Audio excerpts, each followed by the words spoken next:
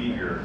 I've had the opportunity also to meet with your board earlier this morning to talk about things that are happening in your club, and I have to tell you, your board is very adventurous and very interested in doing things that are right. So I think we should give a round of applause for your board of directors. They're a great group.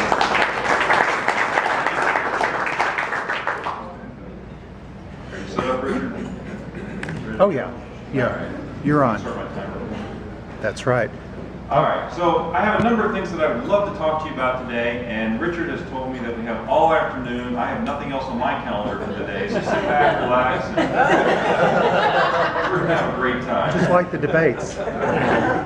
So I know who I'm talking to today. I'd like to learn a little bit about you. So I don't think there's probably any charter members in this club, is that correct? Only no charter members. All right, so if you've been a member of this club for less than a year, let me see your hand. Okay, for 1 to 5 years, let me see your hand. 5 to 10 years, and 10 years and more. All right, a good circulation. Well, I am here today as the Rotary International representative for President Sakuji Tanaka. Sakuji is from Japan, and he wishes for me to say hello to you in his native tongue of Japanese. So, konnichiwa. His theme that he created this year is Peace Through Service. Now, I have to tell you that I think Peace Through Service is one of the best themes we've had to work with for a number of years, and it happens to be one of those themes that is one of the things that Rotary does so incredibly well. And I have to tell you, I've been telling the story around the district about last December when I attended your club, and you all had a Skype session going on with a Peace Scholar.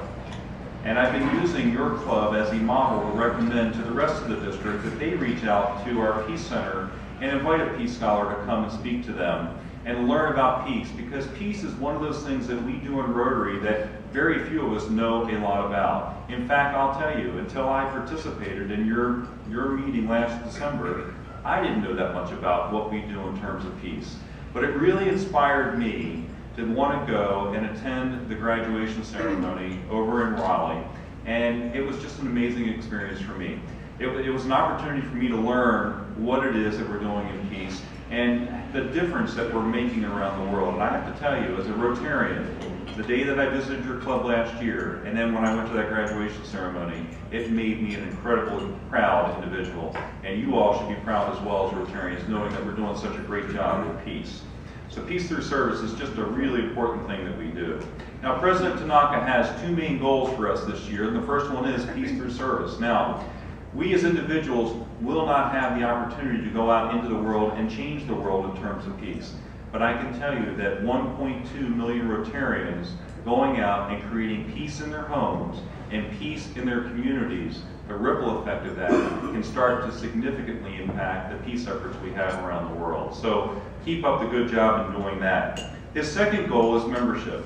And we want to make sure that we're focusing on quality of membership and not quantity of membership. There's a subtle but very significant difference between those two. We don't need to go out and put people onto our roster for the sake of just putting people on our roster. But we do need to find great quality people that wish to share of their time, their talents, and their treasures to make Rotary that much better of an organization. When I listened to stories here this morning, David, your very inspirational story about, and I'm sorry, his name was Juan, is that right? Juan Pablo.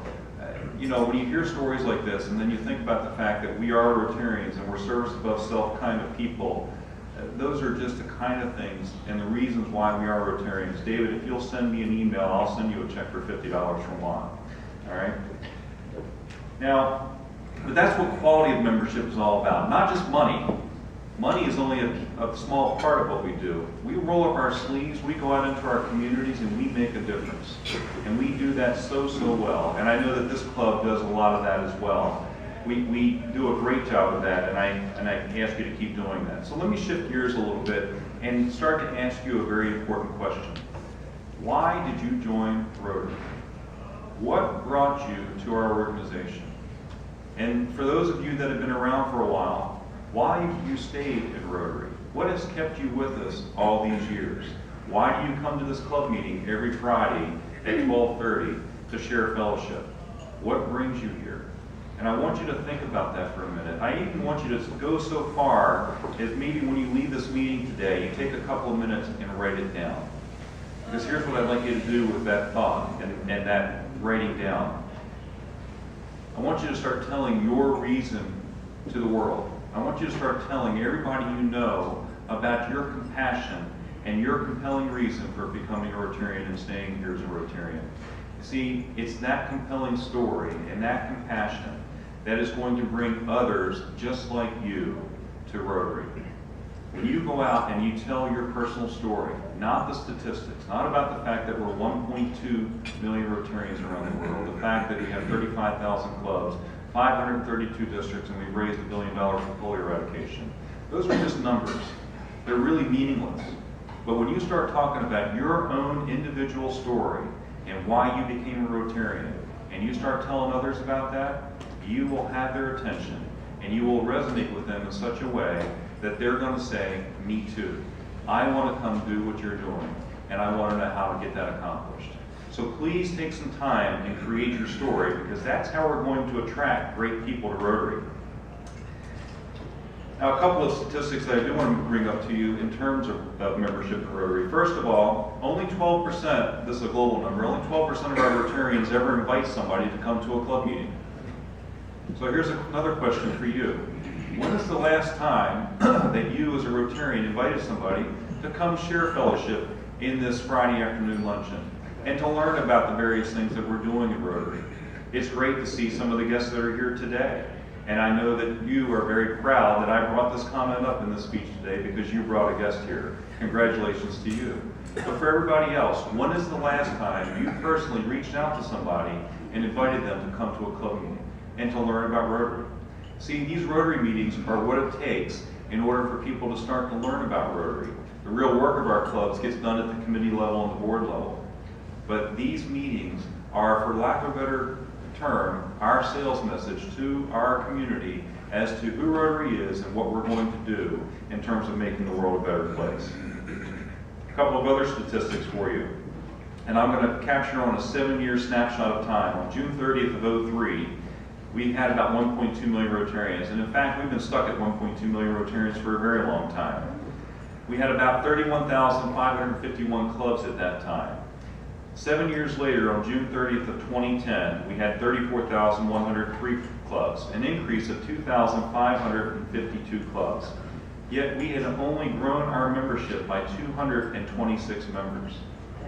Think about that for a minute. 2,552 clubs, but we had only grown our overall membership by 226 members. There's a problem with that, wouldn't you agree? Now that's only the first part of the disturbing message. The second part of the disturbing message is over that same 7-year period of time, we had inducted 1.1 million new Rotarians. So we started at 1.2, opened up 2,500 clubs, netted 226 members, and we had inducted 1.1 million new Rotarians and still ended at 1.2. That's a lot of work. Now, how many past presidents do we have here in the club today? Let me see your hands. Yes, congratulations to you. But I want you to think about this for a minute, for those of you that have been past presidents and future presidents coming up. Rotary is supposed to be fun. It's supposed to be full of fun, food, fellowship, and philanthropy. We don't need Rotary to yet again be another job. So we need to make sure that we're attracting people to Rotary, and we do it in a very smart way. We don't need to bring people or recruit people into Rotary simply to put numbers on the board. And I mentioned that earlier, but here's what I mean by that. When we recruit people to Rotary, what ends up happening is we then have to recruit them to do everything else we do in Rotary. We have to recruit them to pay their dues. I heard from one of your board members, your treasurer, Joy, where are you? You are still recruiting people to pay dues, is that right? Always. Okay? So when we attract people to Rotary, they're going to pay their dues on time because that's the right thing to do. We also have to recruit them to do everything else we do. Show up to club meetings, show up to club functions, and the list goes on. We don't need Rotary to be yet again another job. When we attract people of high quality that wish to give their time, talents, and treasures, the pure work of recruiting people to Rotary goes away because we've attracted people. Now let me talk to you about a couple of areas of focus that our Rotary Foundation is focused on. And the first one I'm going to talk about is peace and conflict prevention and resolution.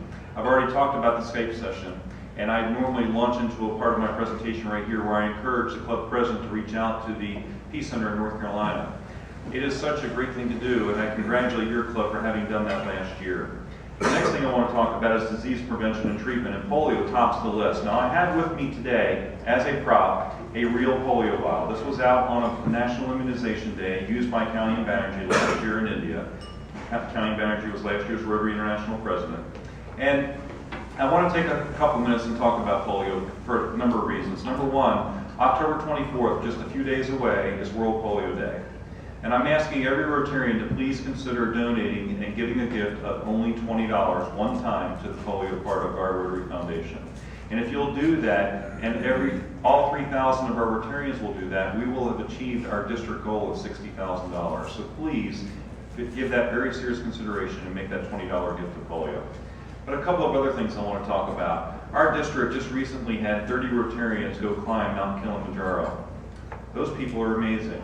They raised over $100,000, and a large portion of that money came from non-Rotarians and non-clubs. Now that's an amazing thing to have done. And think about the world, let me phrase that, let me think about the community awareness that these folks did in terms of making our community aware of polio. See, we have a couple of challenges in terms of polio. First of all, it's left now in 3 countries. It had been in 4, polio, Afghanistan, India, and Nigeria. 5 years ago, India was the worst of those 4 countries. Last year, India came off the list. What's amazing about that, and I'm going to backtrack a little bit here to peace and conflict resolution, is the fact that Pakistan is now talking, the government of Pakistan is now talking to the government of India about what India did, because Pakistan wants to be the next country to come off the list of polio endemic countries. The fact that Pakistan and India are talking about anything, much less polio eradication, is an amazing feat. And Rotary is right there in the center of all that. So there's another proud moment for us as Rotarians, to know that we are so big and so important in both of these efforts, peace and conflict resolution and polio eradication. One other key point in polio, we have about a 50% budget deficit around the world in terms of supporting polio and the eradication that needs to happen. And 3 weeks ago, the UN pulled together all the world leaders into a summit about polio, and they all got recommitted and decided that polio eradication was going to be at the top of their list, and they have recommitted funds to it, which is really good news. And if you want to see that presentation, go onto the web, look up UN TV, and you'll find that hour-and-a-half presentation. Bill Gates came from his home in Seattle, flew 3,000 miles to give a 180-second message at that UN session. So it really is that important. We're doing a great job. In fact, we're doing such a great job of eradicating polio and talking about we are this close to that eradication that that's part of what created that budget deficit, because a whole bunch of countries decided they were going to shift money elsewhere. So we've re-alerted them to that, and that's part of our job as Rotarians, is to keep the world very aware as well. See, we're only a clean flight away from polio coming back to our country. All it takes is one infected person to come in contact with an unimmunized individual, and we've got a problem. We had an outbreak in this country in 2006. China had an outbreak last year. It can happen until polio is 100% gone. So we need to finish the fight that we started back in the mid-'80s and make it all go away. This club supports CART, is that right? Alzheimer's research. You know, I'm going to talk a little bit about the power of one, and let me backtrack for just a second. There was one Rotarian in the Philippines that had decided that he was sick and tired of polio being an issue, and he and his Rotary Club went out and started immunizing children. And that grew to be a district-wide program, that grew to a regional-wide program, that grew to our signature project as Rotary in the mid-'80s. We have a Rotarian in South Carolina named Roger Ackerman. His wife became ill with Alzheimer's. And he said, you know what, we can use Rotary to fix this problem. We can use our Rotarians to go out and raise money to help our researchers do the necessary research and figure out how to solve this problem. And 2 researchers in recent years have really come up with some advanced research techniques. But that research only happened because of the money that we give to those blue buckets.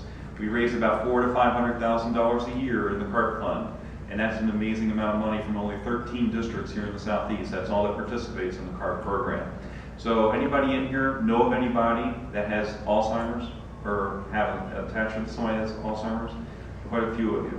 So feel good about that money that's going in there, and feel good as a Rotarian that you are making a difference in the fight on Alzheimer's research. It's a local program, but it started by one Rotarian, and the power of one, and that's what I call the power of one. One Rotarian out in in the Philippines started the polio effort. One Rotarian here started that Alzheimer's research effort. It really only takes one Rotarian to get a huge movement making. Look at what this club from One Rotarian is doing in Peru, and absolutely amazing. So it really does take just that one individual. So let me move on now and talk about my priorities for 2012 and 13. Clearly supporting all the things that are important to our Rotary International president, such as supporting peace through service, quality of membership, foundation support and leverage, ending polio now, is all at the top of the list. Strengthening our Rotary clubs is at the top of my list. And I think it's a really important thing for us to do. And there's a couple of things that we can do as Rotarians to help along with that effort. One of those is Rotary Showcase. Anybody here seen Rotary Showcase yet? Rotary Showcase is a new electronic version. Rotary's coining it as the Facebook of Rotary.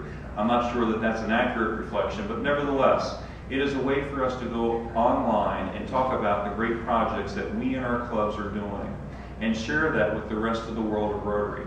So I encourage you, as you're doing your great projects, David, the projects you're doing there in Peru and all these other projects that we're doing, go to Rotary Showcase and put it there. If you want to learn about it, go to rotary.org/showcase. It's all right there, very easy to get into. And then subscribe to the updates so that you can read what all the Rotarians around the world are doing. You can get some great ideas, some shared best practices by doing that. So that's one idea. Another idea is we have 17 different Rotary newsletters that are available to every Rotarian to read. They're all electronic, but here's the nice thing.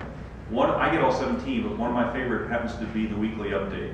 And from the weekly update, over a 4-week period of time, I will have effectively read the entire Rotarian magazine. I personally never had time to sit down and read that magazine cover to cover. But 4 weeks' time, getting a weekly update, I will have gotten through most of what's in that magazine. So that's just one example of an update that you can get. But you can also read about our foundation, you can read about new generations, vocational service. If there's an area in Rotary that you personally are very interested in, there's a newsletter to support it. So go out there and sign up for it and read it. The next thing we have is Rotary Leadership Institute. Now, do we have any graduates in this club of Rotary Leadership Institute, RLI?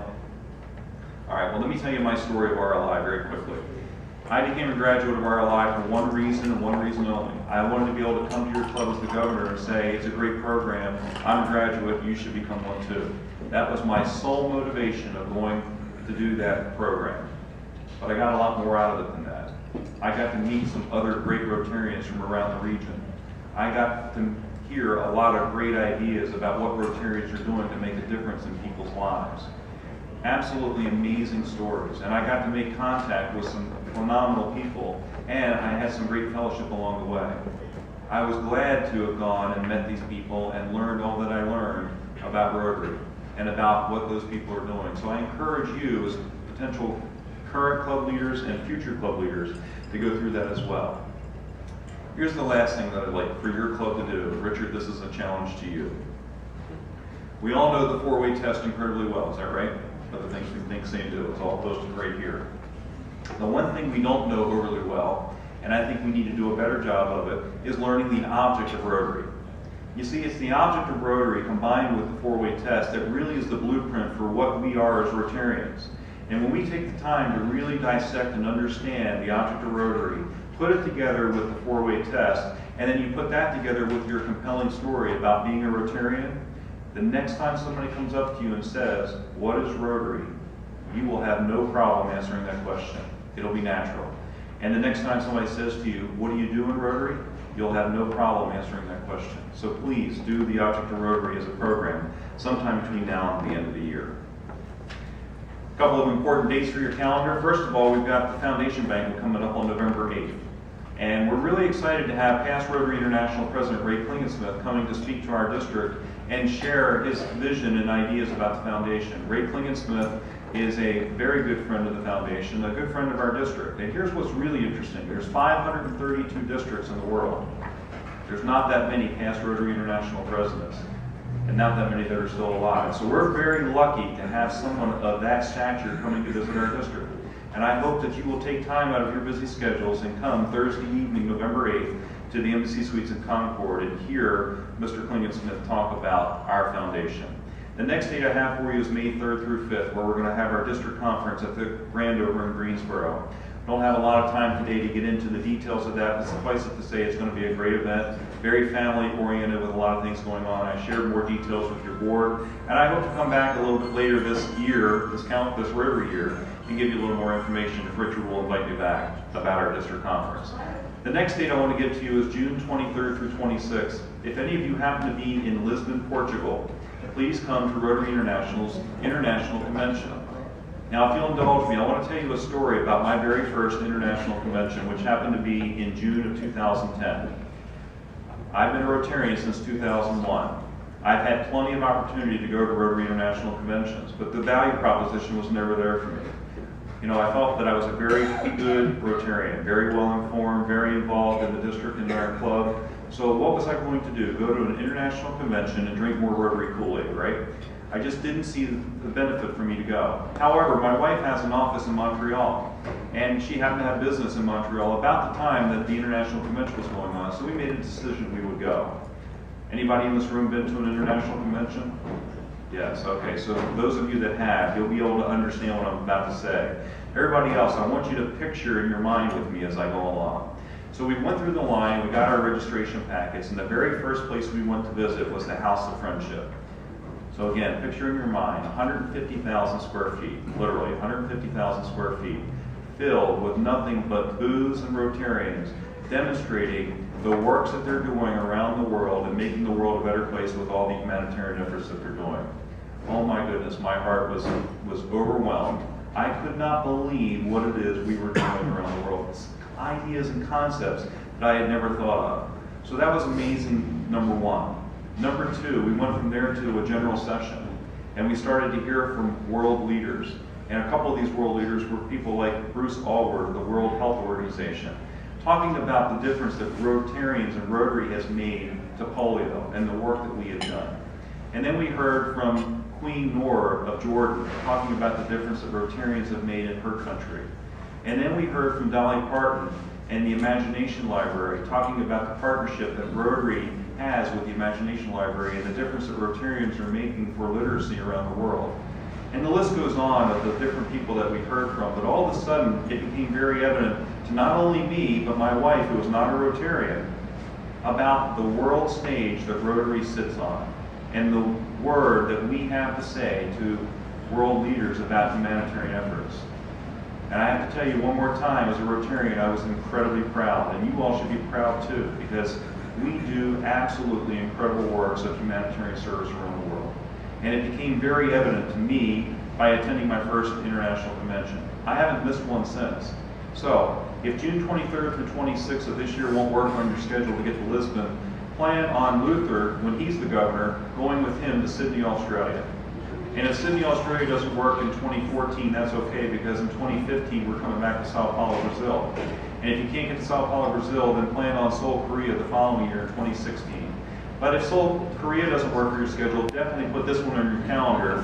Rotary International's convention is coming to Atlanta, Georgia in 2017, very close by, and we'll be celebrating the 100th anniversary of the Rotary Foundation. Imagine the celebration and the great event that's going to be. Now, don't put yourself aside not going to Lisbon to save out for Atlanta. Go to both, but they're both going to be great events. And of course, come to our district conference this May. All right, I'm about out of time, so I'm going to wrap this up. Here's what I want to say to you. First of all, my personal thanks to each and every one of you for the work that you do as Rotarians.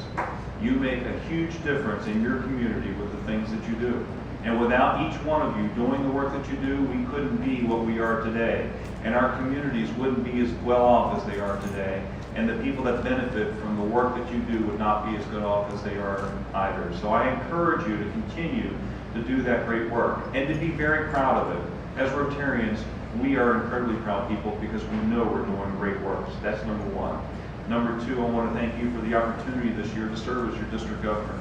It has been an incredible experience for me personally, and I've really enjoyed it. I talked earlier about the power of one. So my question for you is, which one of you in this room is going to be that next individual that's going to implement the power of one, that's going to go out and make a significant impact on the world? It took one Rotarian in the Philippines to do what we're doing for polio. one Rotarian in South Carolina has made a huge difference in terms of Alzheimer's research. Every one of us has that power. These are ordinary people. We can do that too. So think about that. And my final closing question for you today is, if a policeman were to walk in here right now and arrest each one of you for being a Rotarian, would there be enough evidence to convict you? On that, I'll close out my session. Richard, thank you very much for your time. Thanks, everybody.